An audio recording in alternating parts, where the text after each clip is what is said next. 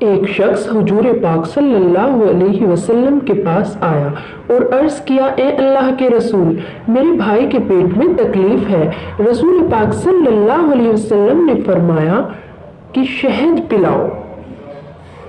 وہ شخص گیا اور شہد پلایا اور پھر واپس آیا، پھر سے وہی شکایت کی تو آپ صلی اللہ علیہ وسلم نے پھر سے شہد پلانے کا حکم فرمایا۔ وہ شخص گیا اور پھر شہد پلایا، لیکن وہ شخص تیسری مرتبہ وہی شکایت لے کر آیا تو پھر رسول اللہ صلی اللہ علیہ وسلم نے شہد پلانے کو کہا، لیکن وہ پھر آیا اور عرض کیا کہ اتنی بار شہد پلانے کے باوجود آرام نہیں ہوا بلکہ تکلیف بڑھتی ہی جا رہی ہے۔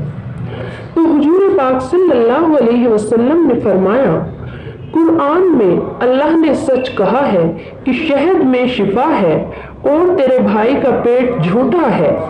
چنانچہ وہ شخص پھر گیا اور شہد پلایا تو اس کا بھائی اچھا ہو گیا۔ تو اللہ کے نبی نے شہد پلانے کا حکم دیا اور اللہ تعالیٰ نے قرآن میں شہد میں شفا بتائی ہے۔